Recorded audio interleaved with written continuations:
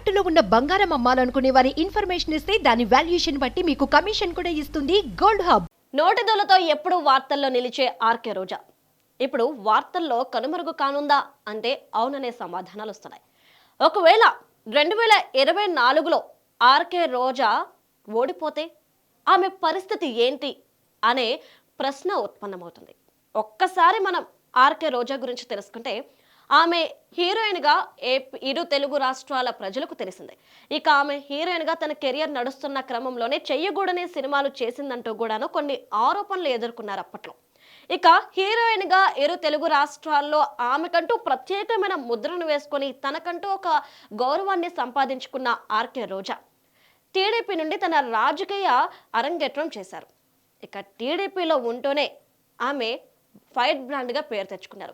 ఇక దివంగత వైఎస్ రాజశేఖర రెడ్డిపై ఆమె చేసిన కామెంట్స్ అప్పట్లో పెద్ద దుమారమే రేపాయి.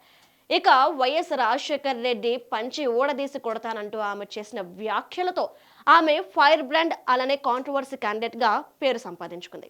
ఇక ఇదే నేపథ్యంలో ఆమెకి మరొక నేముంది, ఐరన్ లెగ్. ఇక టీడీపీ నుండి గెంటేస్తే ఇక వైఎస్ఆర్సీపీలోకి వచ్చిపడిన ఆర్కే రోజా అక్కడంటూ తనకంటూ ఒక గుర్తింపును సంపాదించుకుంది.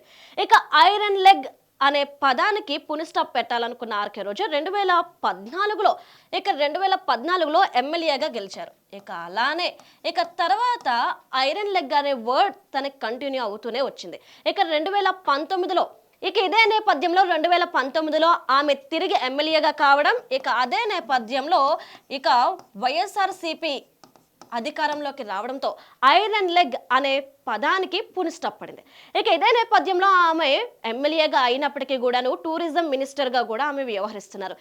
ఇక ఏపీ టూరిజం మినిస్టర్గా వ్యవహరిస్తున్న ఆమె వ్యతిరేకతను సంపాదించుకుంది. ఏపీలో తక్కువ, పర్యటనలో ఎక్కువ అంటూ ఒక బ్యాడ్ నేమ్ని సంపాదించుకుంది. అంతేకాదు ఇక జబర్దస్త్లో చేసే కామెడీ అంతా కూడాను ఇక్కడ పాలిటిక్స్లో కూడా చేస్తుంది. అలానే అక్కడ నవ్వితే ఇక్కడ తిడుతుంది అనే బ్యాడ్ నేమ్ని రోజా సొంతం చేసుకుంది. 2024 ఎలక్షన్స్లో అంటే ఇప్పుడు ఏపీలో ఏవైతే ఎలక్షన్స్ జరగబోతున్నాయో 2024లో జరిగే ఎలక్షన్స్లో ఆమెకి నగరి నుండి సీట్ ఇవ్వద్దు అంటే ఇంతకు ముందు కూడా ఆమె నగరి నుండే ఎమ్మెల్యేగా గెలిచారు. అయితే ఈ నగరి నుండి ఆమెకి సీట్ ఇవ్వద్దు అంటూ ఇస్తే గనక మేము ఆమెతో కలిసి పని చేయమంటూ సొంత పార్టీ కేడరే తేల్చి చెప్పేసింది. ఇక అలానే 2024లో ఆమెకి నగరి నుండి సీట్ ఇస్తే తనకి అపోజిషన్గా నిలబడుతున్న భానుప్రకాషే గెలుపు ఖాయం అంటూ కూడాను తేల్చెప్పింది. అలానే ఒకవేళ 2024లో ఆమె ఓటమికి తన సొంత పార్టీ కేడరే పనిచేస్తుంది అంటే ఆమె ఓటమి ఖాయంగానే ఇక్కడ తెలుస్తుంది. 2024లో ఆమె ఓడిపోతే గనక సొంత పార్టీ కేడరే ఆమెని నగరి నుండి బయటకు గెంటేసే పరిస్థితి ఆమెకి ఏర్పడుతుంది. అలానే ఇక్కడ నగరి నుండి సొంత పార్టీ నేతలు గెంటేస్తే గనక జిల్లా నుండి పెద్దిరెడ్డి గెంటేస్తారు. ఇక్కడ పెద్దిరెడ్డి మాట ఎందుకు వచ్చింది? పెద్దిరెడ్డి అనగానే అందరికీ తెలిసిందే, పెద్దిరెడ్డి చిత్తూరు జిల్లా పెద్దన్నగా పేరుగాంచారు. అయితే ఈ పెద్దన్నతోనే ఆర్కే రోజాకి సత్సంబంధాలు లేవు. ఆయనతో కూడా కొన్ని విభేదాలు ఉన్నాయి. ఈ నేపథ్యంలో సొంత పార్టీ కేడర్ ఆమెని బయటకు గెంటేస్తే ఇక్కడ పెద్దిరెడ్డి జిల్లా నుండే బయటకు గెంటేస్తారు.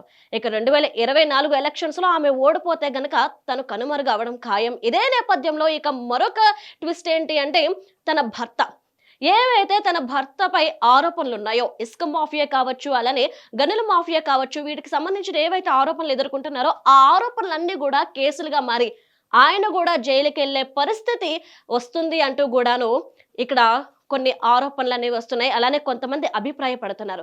ఇక వైఎస్ఆర్సీపీలో పెద్దిరెడ్డికి ఉన్న ఇంపార్టెన్స్ ఏదైతే ఉందో అది అందరికీ తెలిసిందే. ఆ ఇంపార్టెన్స్ బేస్ చేసుకుని ఇక్కడ రోజా విషయంలో ఏం చేసినా కానీ జగన్ కూడా నోరు మెదపలేని పరిస్థితి అయితే రోజాకి ఏర్పడింది. ఇక ఇదే నేపథ్యంలో ఏపీ ప్రజలు కానివ్వండి, నగరి ప్రజలు కానివ్వండి, ఏపీ రోజాకి ఆర్కే రోజాకి చెప్తుంది అలా ఒకటి, ఇక నువ్వు రాజకీయాల్లో ఉండి వేస్ట్. ఇక ఈ రాజకీయాల్లో ఒకవేళ నువ్వు ఓడిపోయి కొనసాగుతాను అంటే ఇబ్బందులు, ముఠాలు, ఇలానే కేసులతో ఏడవడం కంటే నువ్వు రాజకీయాలకి దూరంగా ఉండి జబర్దస్త్లో నువ్వు కామెడీ స్క్రిప్టులు చేసుకుంటూ ఉండడమే మంచిది అంటూ కూడా వారి అభిప్రాయాలు వ్యక్తం చేస్తున్నారు. రోజాకి గనక 2024లో ఓటమి ఎదురైతే రాని నవ్వును చిందిస్తూ వస్తున్న ఏడుపుని దాచుకుంటూ వ్యవహరించాల్సిన పరిస్థితి రోజాకి ఏర్పడనుంది.